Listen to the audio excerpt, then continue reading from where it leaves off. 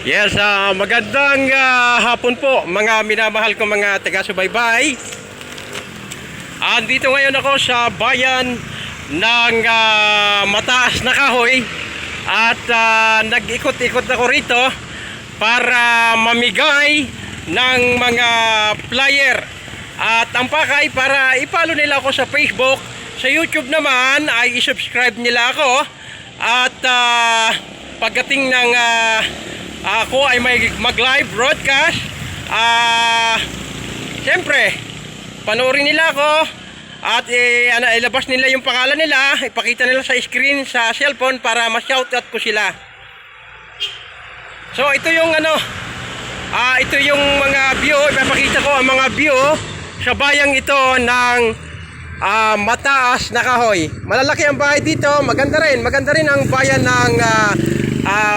ng Mataas na Kahoy. Wala dito ako nakitang mga matataas na kahoy, puro ang naandito matataas na bahay siguro baka natabla na yung mga kahoy na yun ng araw, kaya tinawag itong Mataas na Kahoy. Wala pa ako nakitang mataas na kahoy, puro matataas na bahay nakita ko.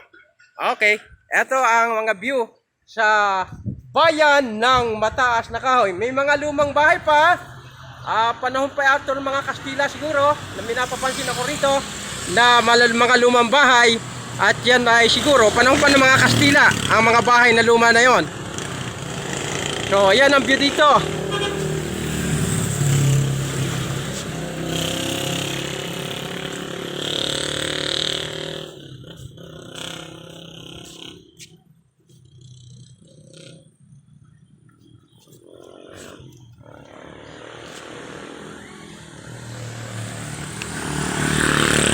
Thank you for watching. Mabuhay po mga minamahal ko mga taga-subaybay.